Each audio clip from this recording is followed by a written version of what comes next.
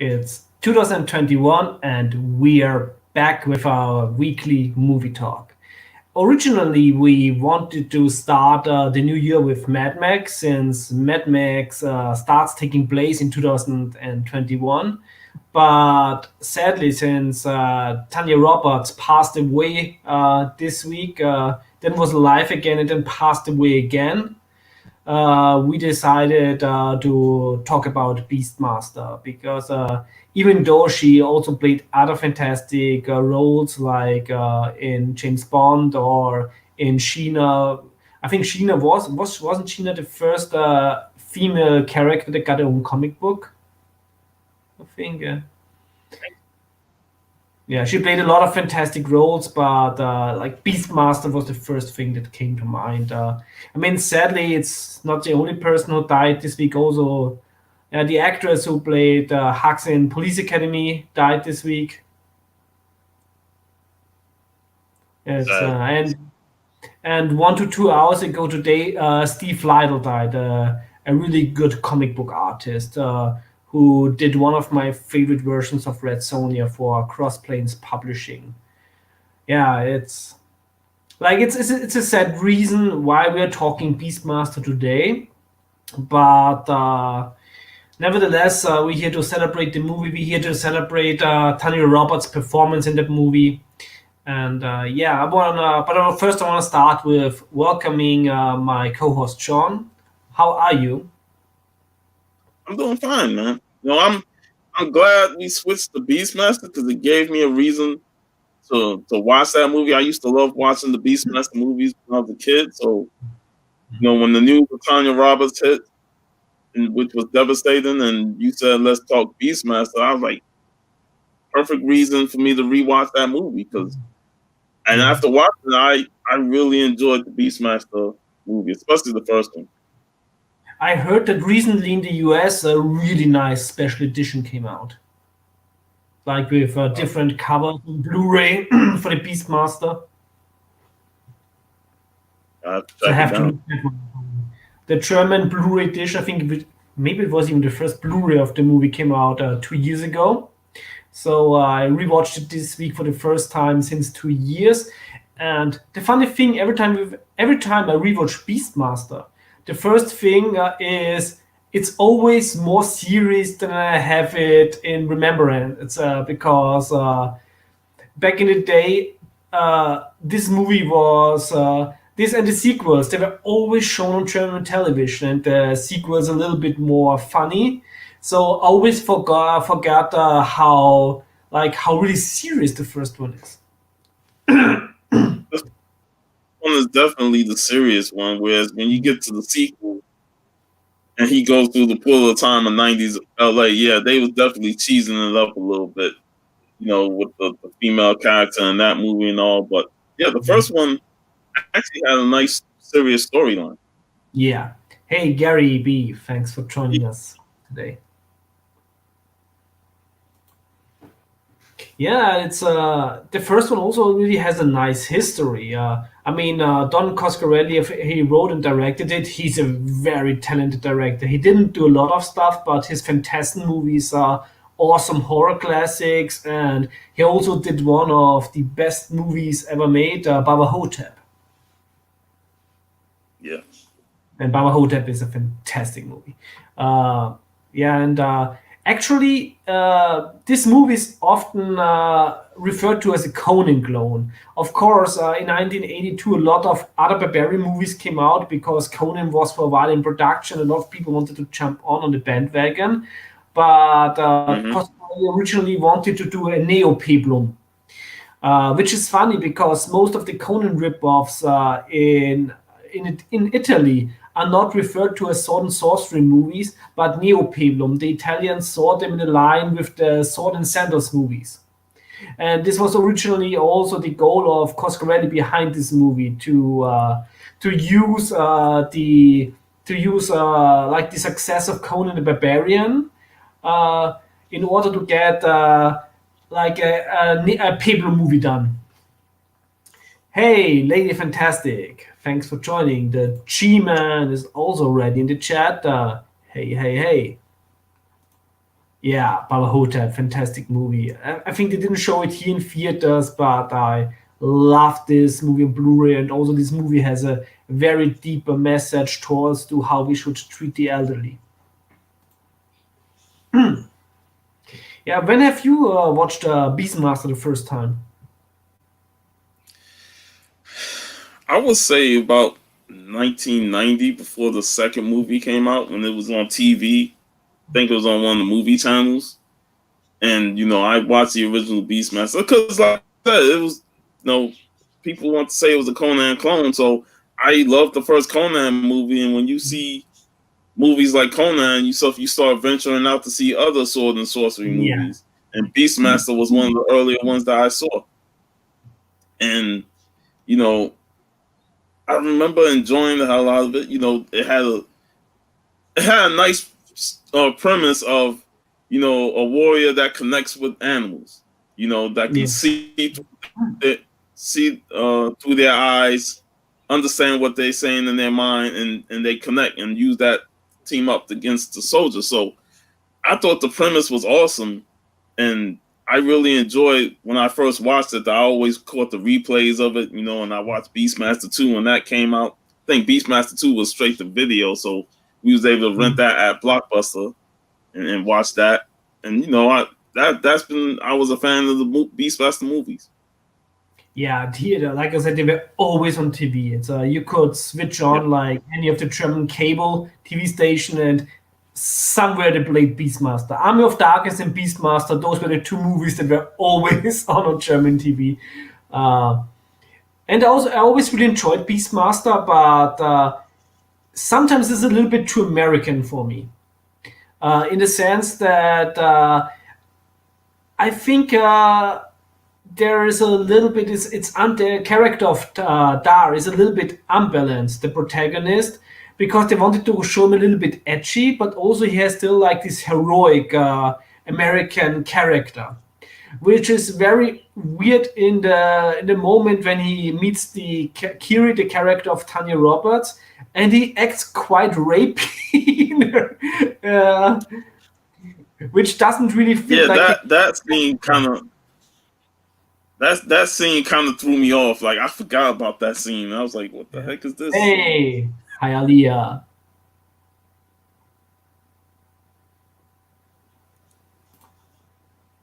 Yeah, Rip Torn also sadly passed away in 2019, and Rip Torn was such a fantastic actor.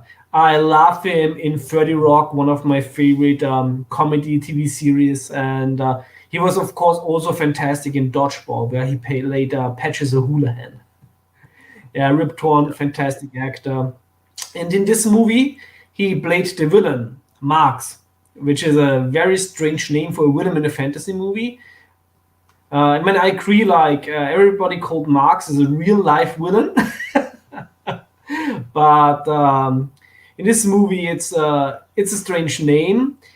And when I see who should have originally played the villain, I think Rip Torn was a wrong decision because Dan Coscarelli wanted to get Klaus Kinski to play the villain. And everybody who knows Klaus Kinski, he's a fucking psychopath. When you watch his movies with Werner Herzog, there were several times when Werner Herzog was very close to getting him assassinated. Kinski was Kinski was fucking crazy, but he also was a fantastic actor, and he brought this craziness of his personal life on screen. Argo Era, the Wrath of the God, is a fantastic movie with him. Wow. But back to Rip Torn. Rip Torn still played a good villain, but since I heard that Klaus Kinski should have played the character, I can't unthink what this movie would have been like with Klaus Kinski. The funny thing about after watching this and Beastmaster 2 back to back, I love Rip Torn in the first one, but I kind of like the villain better in the second movie, Arklon. Yeah, Just because, Hauser is played. yeah, just because he had some funny lines, and he was more of a sinister, cackling villain.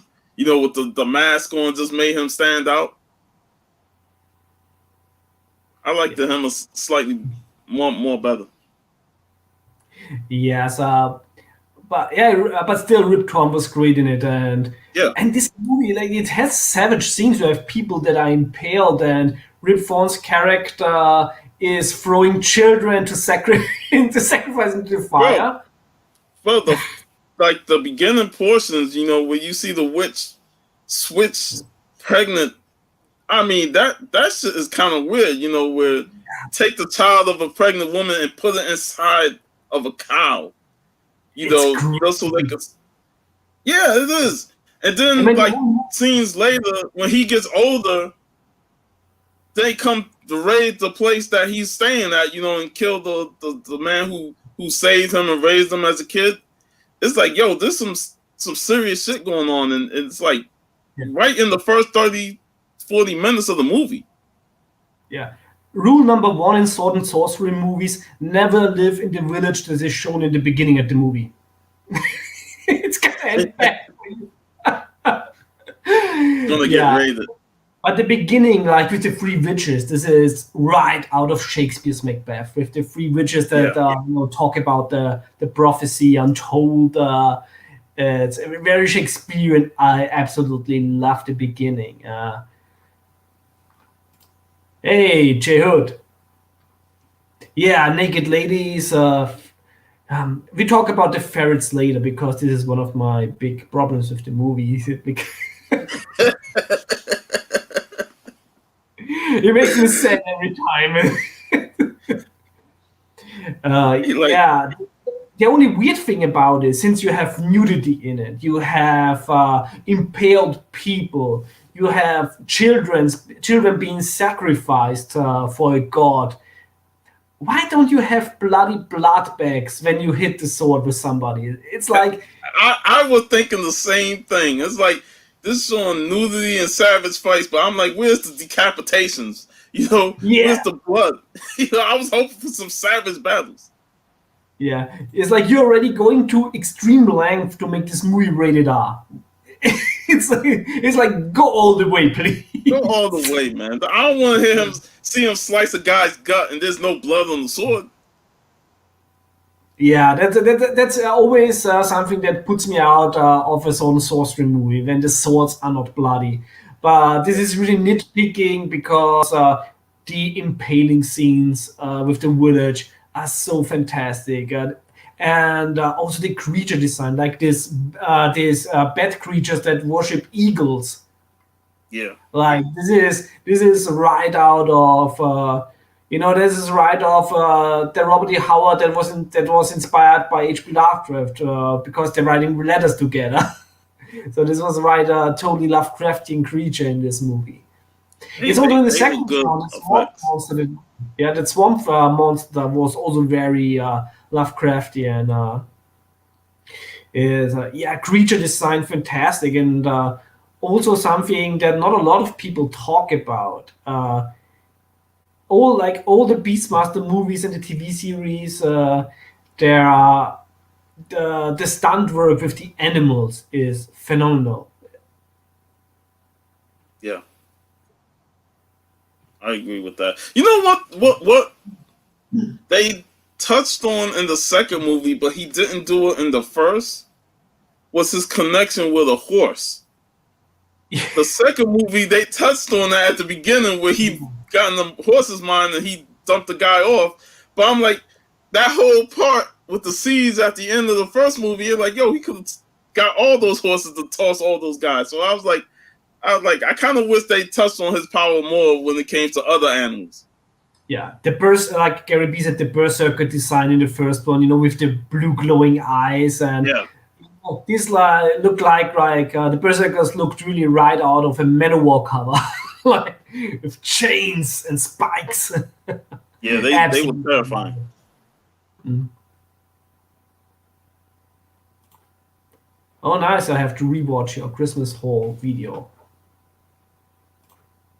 How Dragonlance is the cartoon adaptation, is something I will talk about this year. Yeah. it's also funny when you see Beastmaster. It actually is quite a big franchise. You have 3 movies and a TV series, Yeah,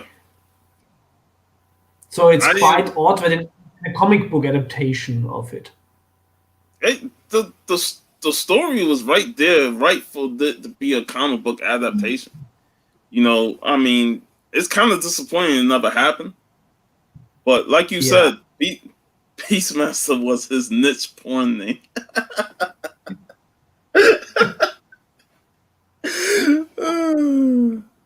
I heard and I read an article where somebody criticized the movie that Beastmaster is actually a beast delegator because he's getting nothing done by himself and let the animals do all the hard work.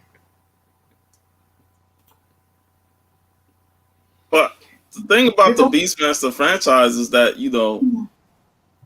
like you said, it had a franchise that people really never took to.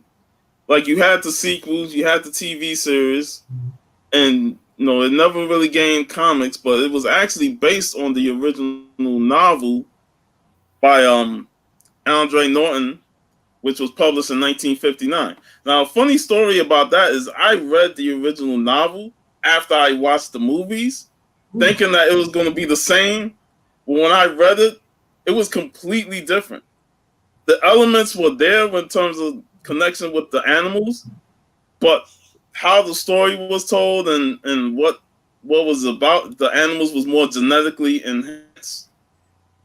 I was like, man, this ain't the movie, and this ain't 100% swords and sorcery, man. I liked it, but I was disappointed with it because I was so used to the movies. So it's one of the funny things where you read the novels after you done watched all the movies, and it's not the same, 100% same.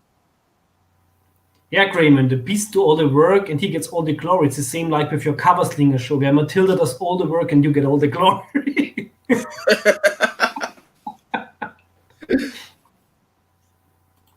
Yeah, we don't talk about the TV series. Also, the second movie is I absolutely hate when they visit the modern world. The only movie that Oh, can accept that does that is Masters of the Universe, but it took me some time to accept that. There's also a trauma movie called Time Barbarians, which basically is a rip-off of Beastmaster 2. It's like, why in your right mind, if you ever rip off a movie, why would Beastmaster 2, the movie that you rip off? Yeah. Hey, JB. we'll talk about We'll talk about Beastmaster 2 in a little bit. Because when they got to the modern world, it did irritate me. But like I said, the performance from the main lead and the villain actually helped the movie out. Plus, what's her name is in it from Superman. Sarah Douglas is Can't in wait it. to talk about her. Savvy Douglas, yeah, can't wait to talk about her. All the Beastmaster movies have a very high profile cast. Actually, it's astonishing. I mean, in the first one, actually, like the least famous person is Mark Singer. And when I was a kid, I always thought that it was like a young Lex Luthor, Lex Luger. Yo, I'm glad you said that because I thought the same thing as a kid. He like a slimmer version of Lex Luger without the roids, man. Yeah. In Beastmaster 3, he looks way more buff. This is also one of my criticisms of the first movie. He's not buff enough. He hasn't eaten his vitamins and said his prayers. He wasn't the total package yet. Yeah, but I always thought as a kid that was before Lex Luthor was in the WWF. Oh man! But yeah, you had Rip Torn, Tanya Roberts, and John Amos was in this movie. Yeah, John Another Amos was. fantastic actor, from Good Times and Coming to America, Die Hard 2, and He was so good in Die Hard too. yeah, for the brief time that he was in, he came in and he made an impact. But Yeah, yeah, he and the was nice that warrior. He was that warrior in this movie that Seth. Yeah. she was strong. He protected the young kid who was, and that's another thing. The kid wasn't annoying. Yeah, that was also a very good part of the movie, and also very important for the third Beastmaster movie. Like the third Beastmaster movie really takes a lot from the first one again. All the body oil does wonders. Yeah. As long as they don't use the oil as oil enhancement because those oil enhancements look horrible. But yeah, the first movie is just, I would say, it's a damn good movie, and it got some good actors in there. And I love some of the scenes, where they infiltrated the place to find the father who Mhm. was blind at this point, and he going through the alleys using the ferris to steal the keys. I liked that scene that where they transform a regular man into a what would they say, a World War just crazy mind is confused, and he's just chasing down the ferrets and stuff. I Yeah, actually liked that. yeah, it was really a good scene, and but it's also I mean I like the Beastmaster, but I think the movie would be way better if those scenes were better connected. It has a lot of awesome scenes, but the editing somehow makes it very episodic, but not in a good way, and the pacing is a little bit off. I see what you did there when it comes to episodic, because it did feel that way upon rewatching it. It was like this was the end of one episode. Got to watch the next episode to see the rest Yeah, of it. It did feel that way, and I do feel that the movie was longer than I remember it. It was like about 2 hours, and I was like, "Damn, this movie kind of long." yeah, but also the length and the awesome scenes. I have to say that the world building is really good in this movie. It's very convincing that this is an existing world. Yeah, the ferrets are the best thing, and the one thing that I'm not forgiving the movie is the ending. Like I have not a problem with humans dying in movies left and right, but you're not fucking kill a ferret on my watch. Like, you don't want the ferret to die, man. Even if he did it in a noble way of saving the day, it's like, man. And I remember when I rewatched it 2 years ago, the first time after I was a teenager, since it was finally released on Blu-ray here. Uh, I was like, oh, the ferret will survive. It will survive. Because I had all the sequels in my mind where there were two ferrets again. And then I rewatched it, it dies. No. You don't kill animals in movies. You just don't do it. So Yeah, this makes this they movie for me they less watchable because I always when I watch it this week, I skip the ending when the ferret dies. come on. It's not even. But the funny thing was that wasn't even the actual ending. You still had another like 15 minutes of the Don Horde coming through. Doesn't count. Doesn't count. When the ferret dies, the curtain closes. Damn. Yeah, I know the ferret hits you on the heart. which makes it even more sad. I It know makes the it ferret make hits you on the heart, bro. But come on, yeah. man. It's Certain funny how that you. you think the movie ends when Max dies, but you still had the June Horde that came through, and that battle was amazing. I loved that whole setup. That was really good. I skipped to the battle and that was really nicely done. But yeah, when I watch it, I need either to skip the ferret scene or to take a break and then watch the battle. Damn. But I don't like that I don't final like battle. Animal Stein movies. They teased us in the second one with the eagle. Yeah, But it's the luckily same. Yeah, I mean, it's always with animals that you laugh. It's the same in Jurassic Park 3 when the Spinosaurus kills the T Rex. You don't fucking kill a T Rex. Everybody loves the T Rex. So I was yeah. when I watched Jurassic World in cinema, and there was a scene when the T-Rex was close to dying, and I was like, "Don't you fucking do it again!" I'm like, I swear, I'm gonna leave the cinema if you kill a T-Rex again. Yeah, that's one thing Yeah, you don't do is fuck with the T-Rex. exactly. With ferrets and with a T-Rex.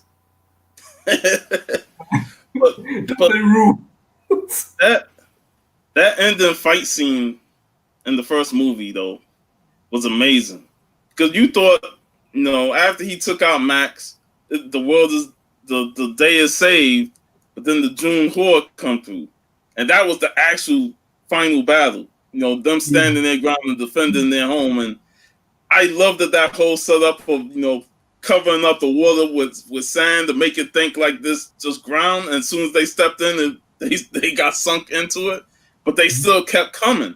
Even with the water catching fire, they still kept coming, and that just shows how badass they were. Like, fuck this fire and water, we coming to kill y'all. And when the main leader jumped over the fire and started battling with Dar, I was like, this is sword and sorcery. This is straight up savagery battle. Like I said, it lacked the blood that was necessary, but at the same time, they made up for it with an awesome final battle scene. Yeah, the scenery and world building. This is right out of every sword and sorcery story. This is what you want to see. This is the sort of epic, because when you like high fantasy, you like to have battles between armies. But in sword and sorcery, everything is scaled down. It's more like you have warlords with some bandits and stuff. And this is always, in my opinion, way more like savage than when you have like two giant armies, which I also like. But this is the thing I appreciate in sword and sorcery movies, that it's more personal. Yeah. And it's the same army that took out the village that he was in when he grew up in. So it was great that they came back around to that and had him get revenge on him. Yeah. And like Robert just said, the wise ones were interesting. Yeah, totally. And this is also a big strength of the movie in terms of world building. Since it has so many aspects you would actually like more about. Every movie where you later say, okay, this is a part that is so interesting, and the mythology goes so much deeper than what the movie shows, then they have done a good job with that. It definitely would have been great if we got more on the wise ones, because we got that one scene, their introduction, and that was pretty gruesome with how they took out that dude, covered him up, and then next he's just melting and all that stuff. But when they when the eagle came back with the medallion, I was like, oh, it's over now. And they popped up, and it was a great effect. I love how they just popped up and start taking them out, grabbing them, and giving them the hug of death. That's how I like to call it, the hug of death. Let me hug you and just smelt your bones. But yeah, that final battle in that movie it's one of those final battles that I used to watch a lot as a kid. Like when I watched the movie, I want to get to that final battle, because I felt if the movie had just ended when they defeated Max, it kind of felt underwhelming to me. But when they introduced the June Horde to come in to take over the land, that's why I was like, all right, this is the revenge that Dar's been wanting, because they took out his village that he grew up in. So this is it was the true ending for me. Mm-hmm. Yeah, I totally agree with that. It's Beastmaster it's so funny that what I heard from people in the US is that this movie was rerun on HBO all the time, so they called it the Beastmaster channel back then. Yeah, I remember. Beastmaster on HBO. Yeah, and it didn't make a lot of profit. It made like $40 million on a $9 million budget, which I also have to say that for a $9 million movie, it looks really good. But they really shot the sequels because the movie was such a big hit on cable and stuff.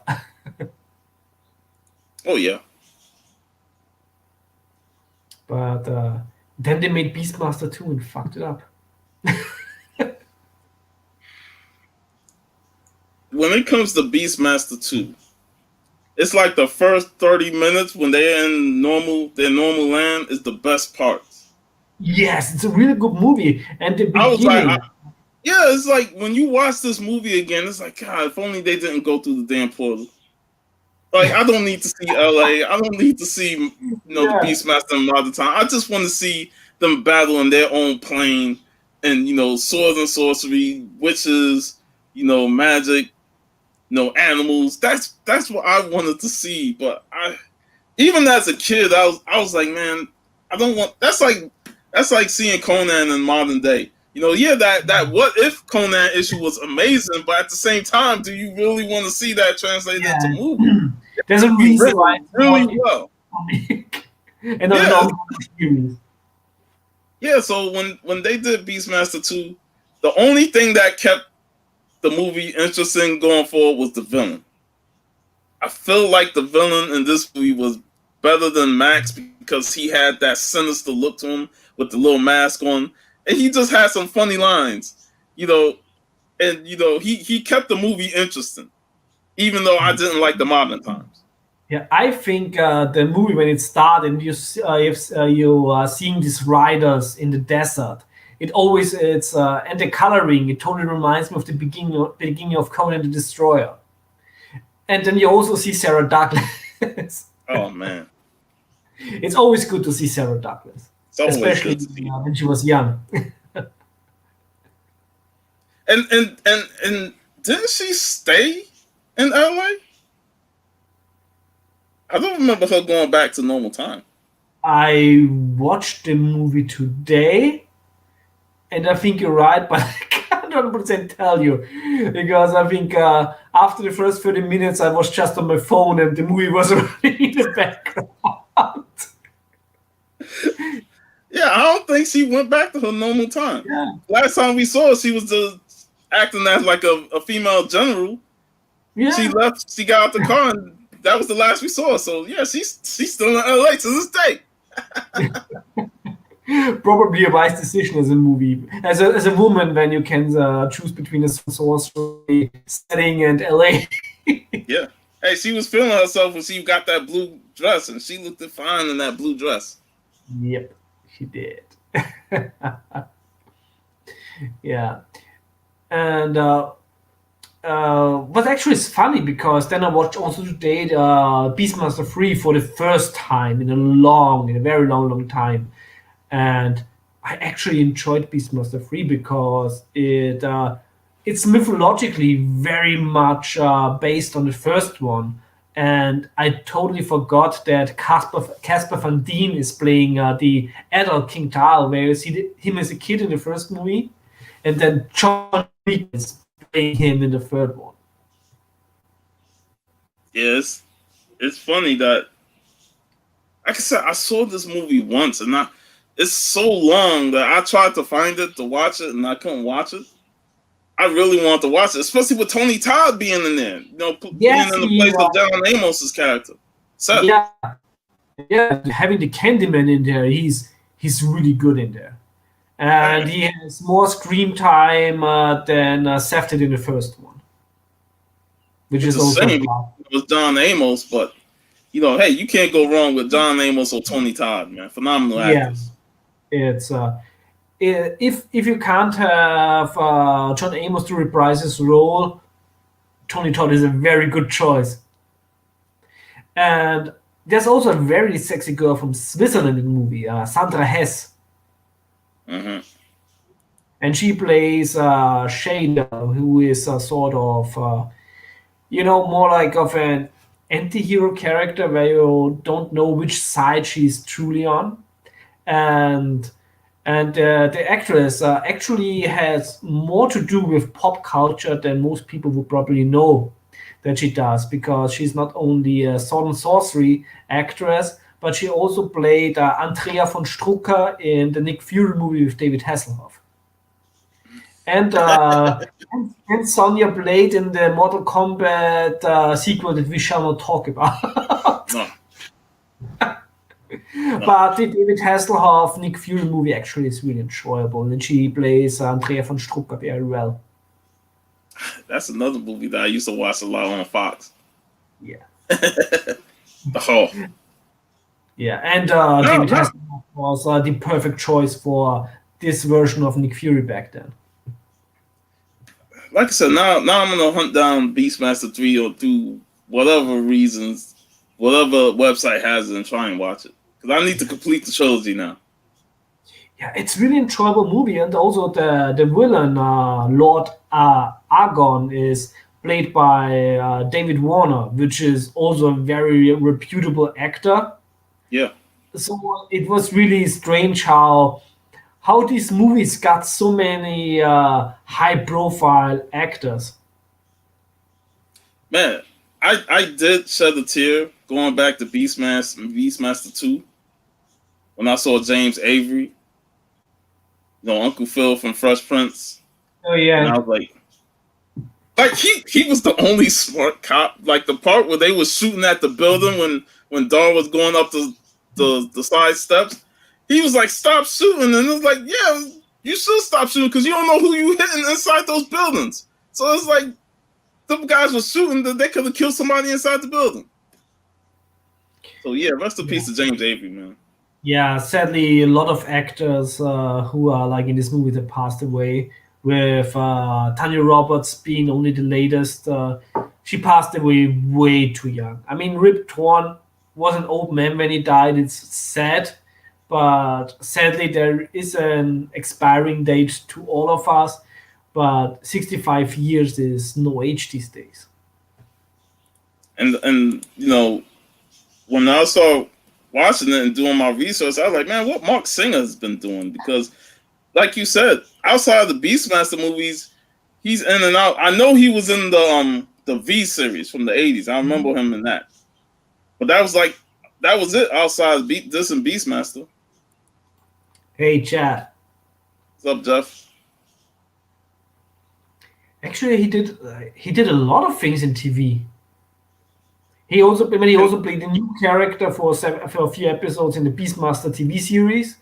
Not Yeah. actually his star character, uh, but there was something else popular he wrote or played in, which I totally forgot. I forgot he was in the Highlander series. In that Exactly, one episode. yeah. I used to watch that show too, man. I really liked the Highlander show back then. Yeah. I remember it was always on a Monday and when I came home from school, like the night was the Highlander Monday. He was an Arrow for 5 Oh, episodes. yeah, in Arrow he was also, yeah, he played the general there. He was Yeah, in a lot actually, of things, but very in terms famous. of Beastmaster was his biggest success in terms of recognition. Yeah, but very steady work, and I really wonder if, with everything being rebooted, if they're gonna do a Beastmaster reboot one day. Now, like you always said, this generation's too pussy for that, man. Yeah, but even you never know if, and there's a big, big, big if Netflix finds a pair of balls within the next 2 years, I don't and think they have a pair, man. Even with the Conan series they got, man, they like it. maybe They find like it it. somewhere, maybe they are going to Scandinavia and hire like a director there with balls, for like who did the They Norseman. they they got to have the balls of rock, those big boulders that Warcon used in the second movie to run those people over. I don't Yeah. think they got those type of balls, man. But if they make a successful Conan series and suddenly there's going to be a renaissance of sword and sorcery thanks to that series, I'm pretty sure the next thing they do is going to buy up like some of these channels are Red Sonja series, and then they think, what other things have there been? Everybody knows Beastmaster. So if Conan is successful, I really think they're gonna do a Beastmaster remake. Yes, we are Yes, we're still still on. on. Hey, Paulo. We have not been cancelled. Yeah, I'll never be canceled, man. We enjoy this doing this too much. exactly. Because I own this fucking channel, so I won't cancel myself. Man, I Balls. will be interested, but like I said, it's got to be done in the right way, and Netflix could be hit or miss. We're waiting to Yeah. see how their Conan is going to turn out. And if the Conan is successful, will that lead to people wanting to see the Beastmaster? Because while I feel like Beastmaster has a niche audience where people who grew up watching it are more into it, but people who born later on in life, they probably just like, I don't want to see that. So it's got to work for Conan for them to say, all right, let's attempt Beastmaster. And it's got to be a huge audience. Can you think of all the CGI animals? Oh man. Why you throw Because now you throw the CGI in there. Yeah. Throw the CGI in there. I'm like, no, I don't want to see that. Because they're probably not getting the budget of the Pi movie where they have the tiger on the boat, where the tiger was actually looking like a real one.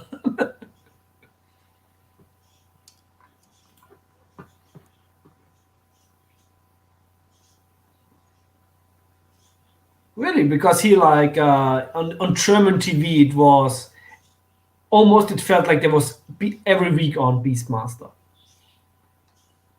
Definitely watch the first movie, and if you can track down the third movie, I say the second one is skippable. Yeah, the second one is really skippable. It's also in terms of story and lore. If you skip the second one, the third one, I think they don't even mention that he was in another dimension, which is also crazy because the second one is called through the portal of time, but it's not time traveling. They're going to another dimension, which Sarah Douglas's character also says is a parallel dimension. Yeah. And we call it L.A. I like this L.A. Like I said, the only thing that connects the second movie to the first is that what's his name is the older brother that was kidnapped first. Because they had multiple kids and they kept getting stolen. So that was the only thing that connected. And I didn't know whether I liked them having the brother. But again, the guy who played Arklon, Wings Hauser, did a phenomenal job as the villain. He's the only one that kept my interest throughout the movie, because I just liked him even when he was in LA. What he did to the clothing store and stuff like that, trying on the shirt, just wrecking shit. He kept the movie interesting for me. He had fun playing the villain, and that's always what you want to have in such a movie. Yeah. And when you got a guy playing that, all right, go ahead. Yeah, with the Conan movie with Jason Momoa, which not exists. I don't know of such movie. If you want to know what really went wrong, Midnight's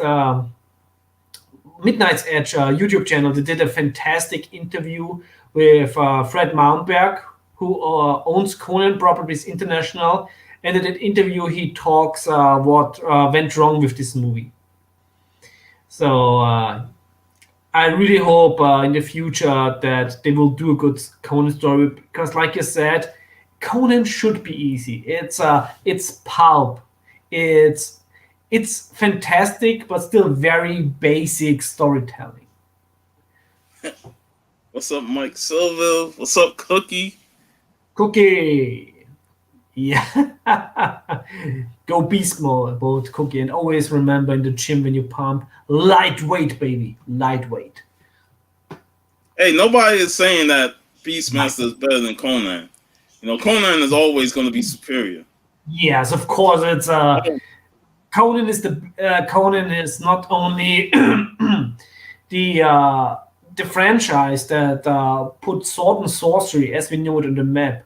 Even though I would track the roots of sword and sorcery back to the Nibelungen saga, but it's like when nowadays when we think sword and sorcery, Conan is the archetype that everyone tries to copy. He's like at the top of the triangle, and then everything else comes downwards. And Beastmaster is somewhere in the middle because it mixes sword and sorcery, the fantasy element. Then you got the animal element in there. So it's just like like a middle tier sword and sorcery, but with other elements that makes it stand out. Like I also say, it was originally not concepted to be a sword and sorcery movie. That Don Coscarelli wanted to do a homage to the Peplum movies, to the of the Roman movies, the Greek mythology, etc. Uh, so, which you can also see in the third movie a lot. I think Coscarelli came back to write the script for the third movie, and for the design, you can see a lot of Spartan helmets, or at least inspired by Spartan helmets. So he always wanted to do a homage to Peplum. But like I said in the beginning of the stream, that sword and sorcery and sword and sandal actually two genres which are very much alike, and especially sword and sorcery in movies is totally inspired by sword and sandal movies. Also, John Milius took took a lot especially from the Italian sword and sandal movies, but also something from a Russian propaganda movie about Alex Nevsky, which is a fantastic movie too, with a great score. Um, so you can see that even though there is a difference between Peplum and sword and sorcery, there are also many links between those genres, especially after the Conan the Barbarian movie, when you had a lot of Italian movies that took that tried to be in the success of Conan, but not by but in their sense they were just taking the looks of Conan and were just redoing their Italian Peplum movies. Mm-hmm. Yeah, Hawk the Slayer still have to get.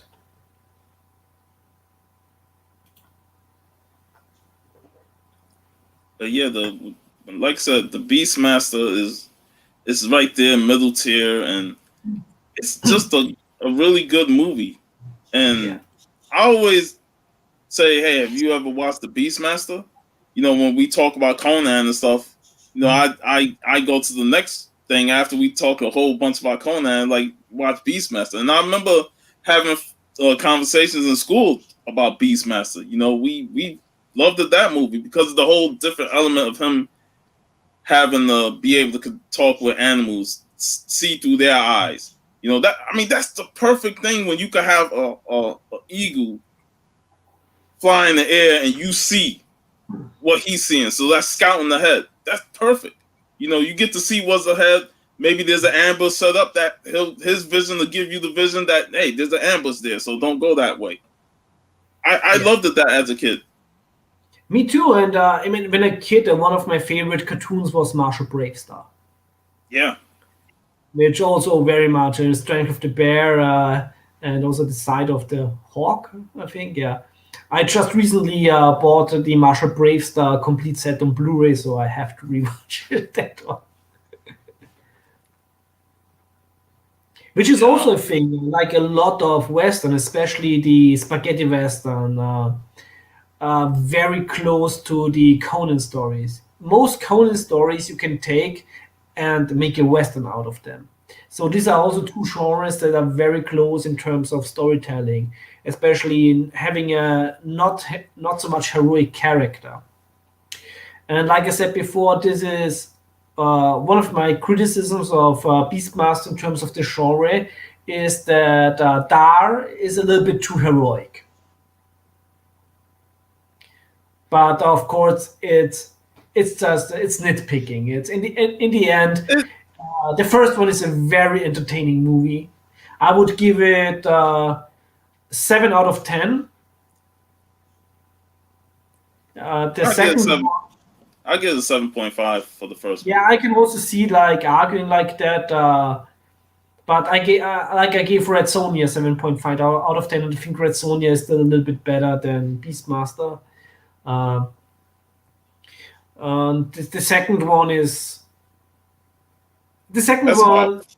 That's I know just it. the average Yeah, movie for me personally. I would give it a 5.5 because it's half of it is decent because the early parts of it in their world, and then the villain he makes up for it.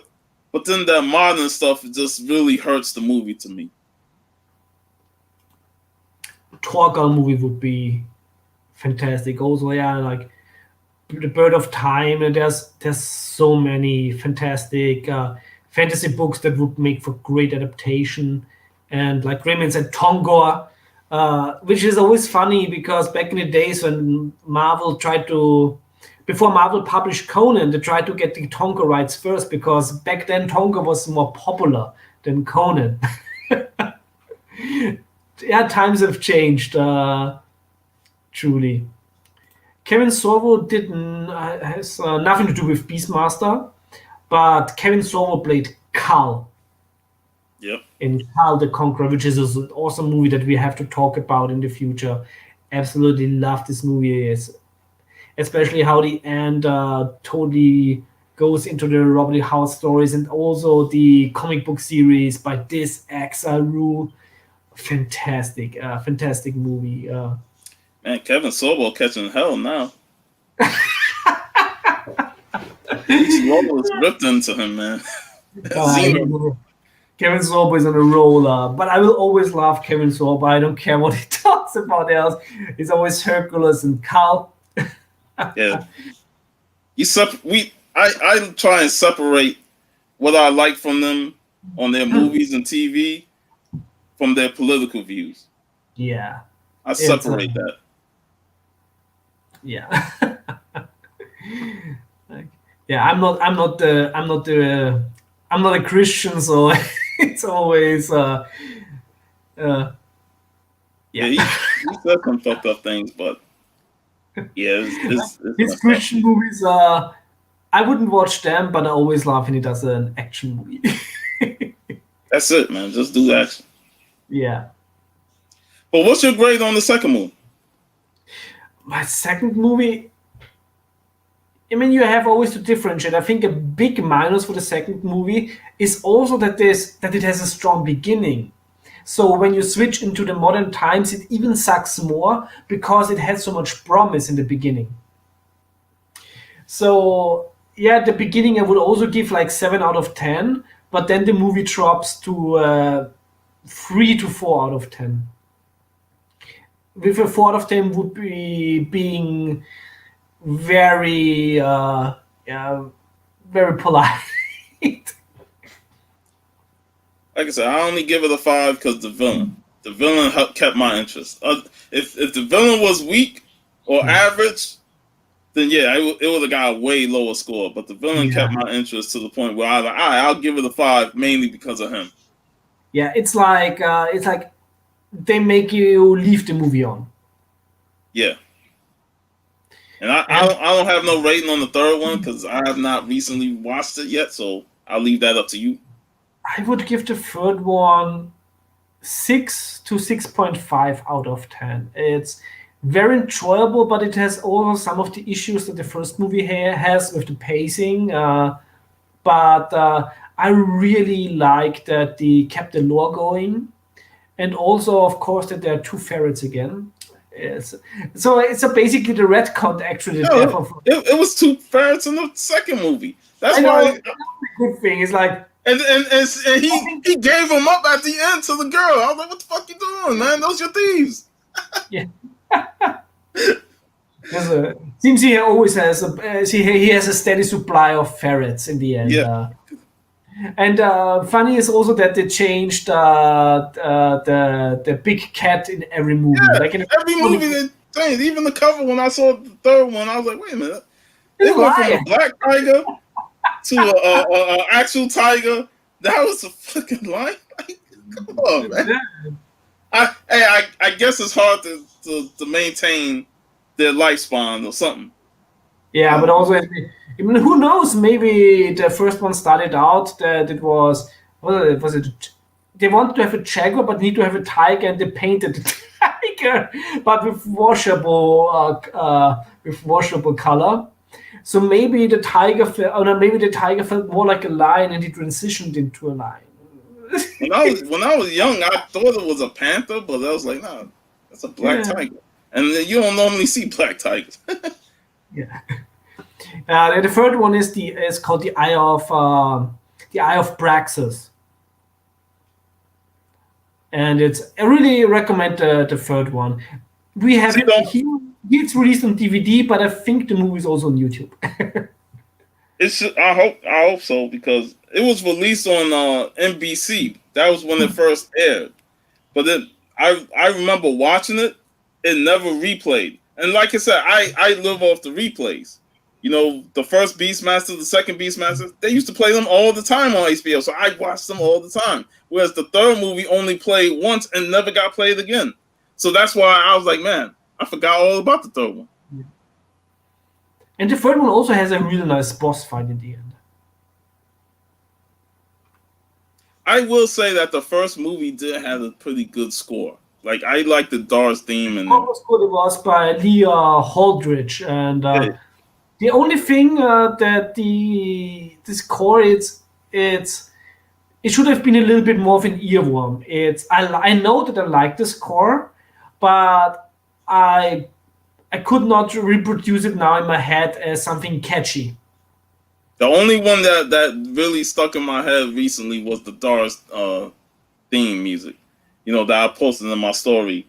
I did because it sounded familiar for me when I heard that. I was like, man, I felt like I heard this version of that theme. Like maybe somebody sampled it and I've heard it in a hip hop song, something like that. Because I know I've heard Conan samples in the hip hop song. That's why, that's straight from Conan. It's also in metal music, you Yeah, hear Conan themes so often, and every time you hear it again, it's awesome. yeah. So that was the one theme that stuck out to me watching the movie again. It was Dar's theme. I just got this baby, the vinyl of Eternal Champion with a beautiful Ken Kelly cover. Oh man, that is beautiful. So that's a sword and sorcery metal that I'm gonna review on the channel in the next time.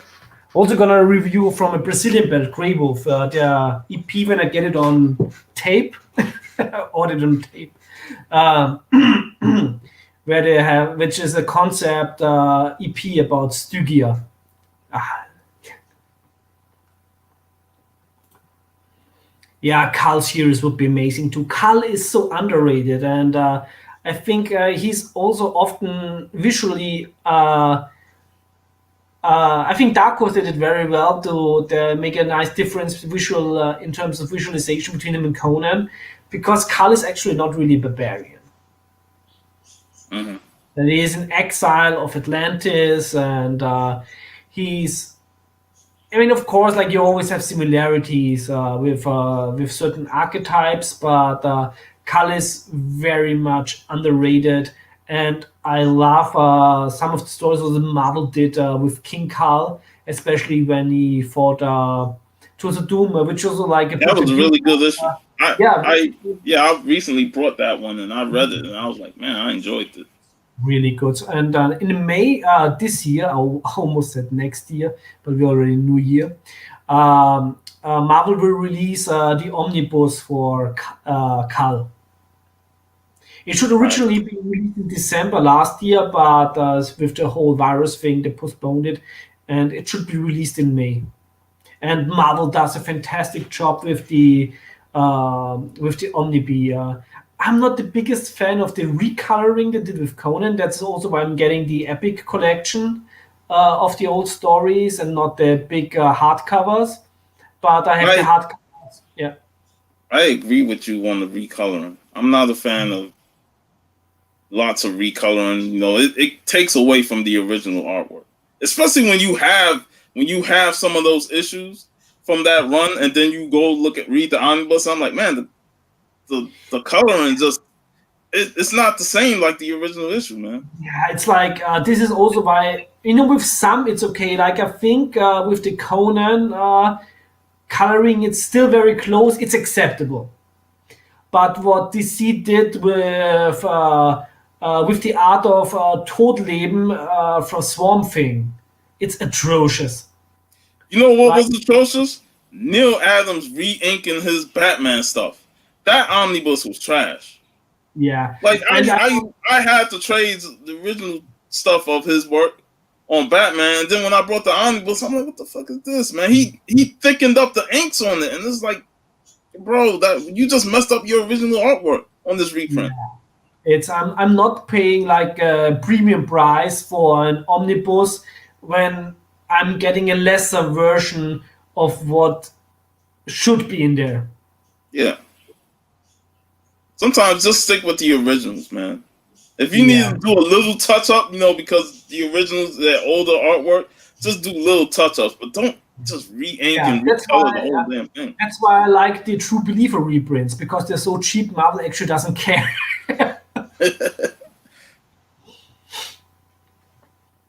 Later, Gray Man. Oh, Graven, later. Gonna watch it in the replay.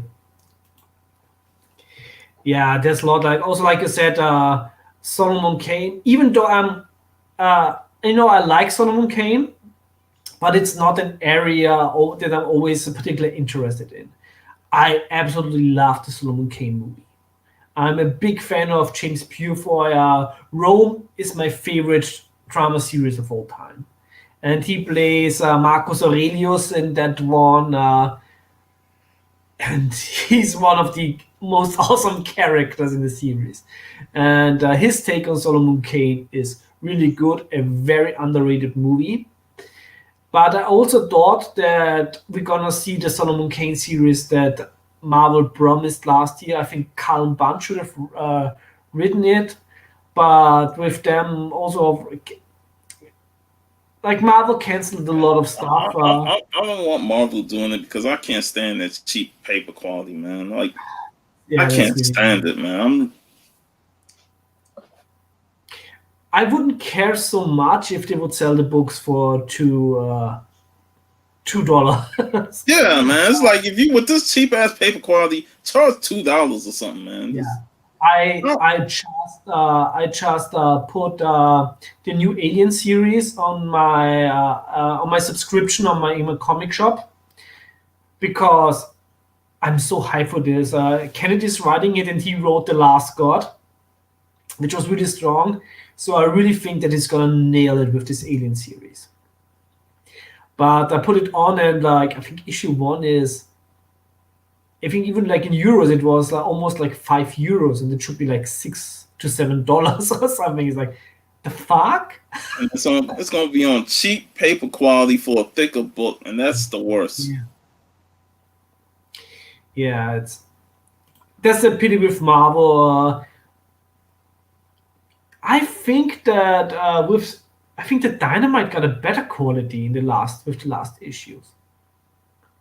I think everybody got better than Marvel, man. I mean, when I when I read my first Boom Studios book, when I subscribed to their Dune story, and the first had it in Oh my hand, God! I I was not prepared to having a thing like this in my hand. It's like, this is quality. This is possible. Yes, yes. Yeah, It feels like you're holding gold, man. Like the thickness of the book, this feels like a prestige the format.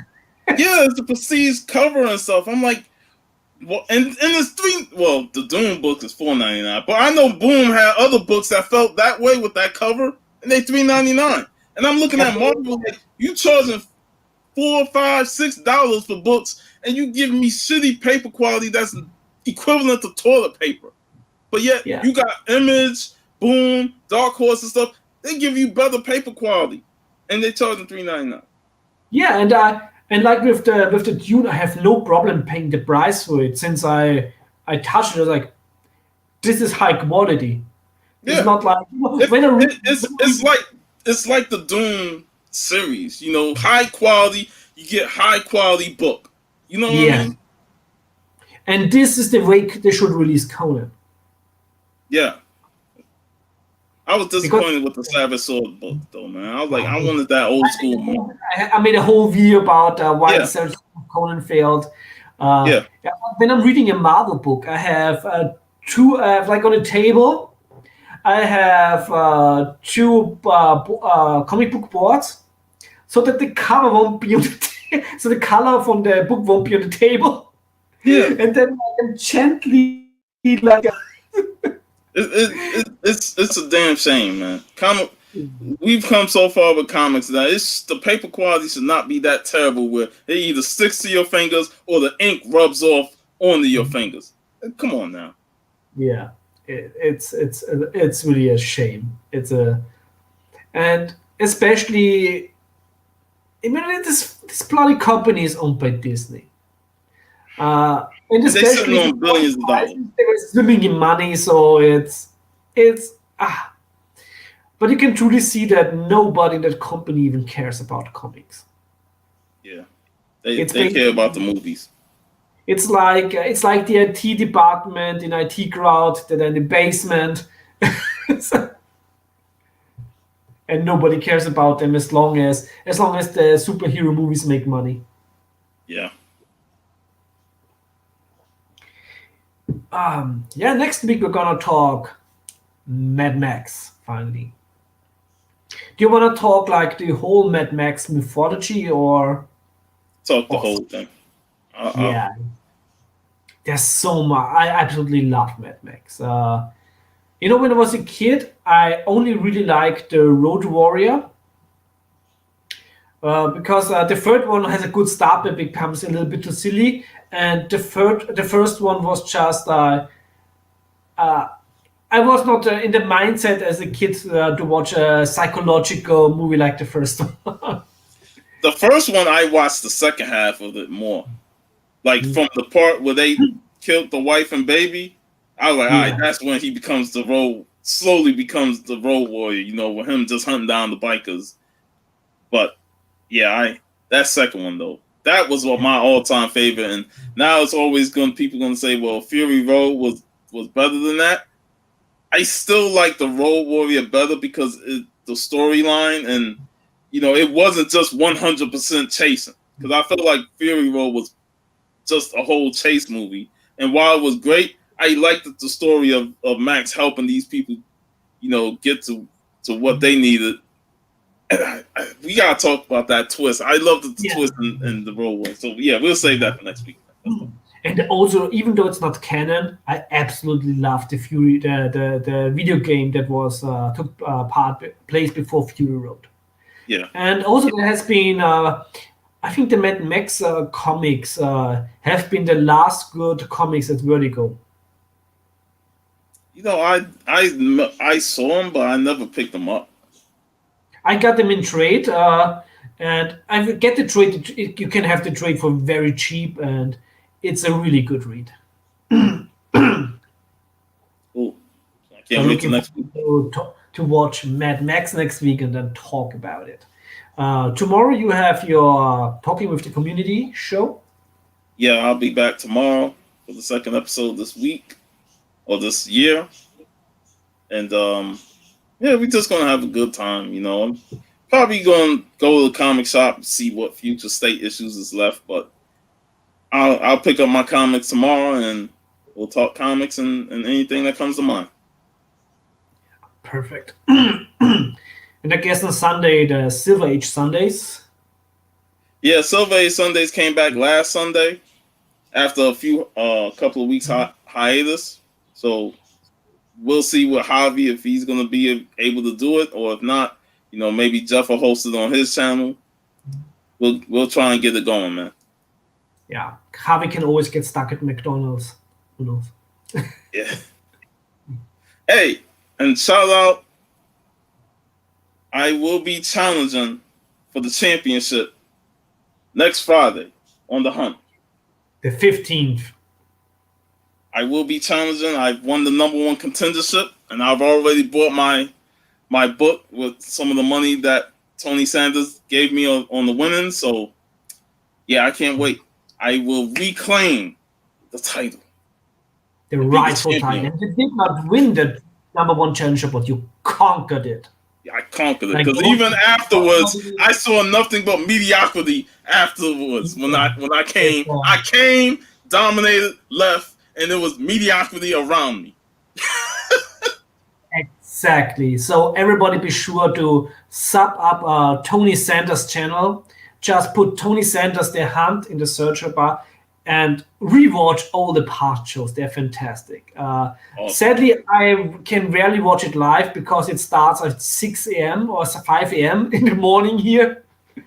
And I think the next weeks I probably have to get up a little bit earlier, so I'm gonna have to catch it in a rewind, which sucks because I always love to vote. In Man, those you a warrior, man. You stay up to watch these live streams, man. It's like, who needs sleep, man? sleep and weekends are for communists. Yeah. Exactly, yeah. And also I was very happy that I stayed up last time because I also won an eBay card from Tony. Oh, really? Awesome. Yeah. And I made a smart thing since Magic Glass was preparing okay for me. I gave him the code, so he ordered something in the US. Man, that's awesome, man. The generosity So in this community is amazing. I got a nice Perillo cover from the original Dynamite Red Sony run that it was missing for the $25. So thank you, Tony. Nice. And probably that's because it was a nice, was fun question. It said name two actors who played the Green Hornet and one who played Kato, which of course the classic one was easy, and it was the first time I was happy that I watched the Seth Rogen movie. I paid off.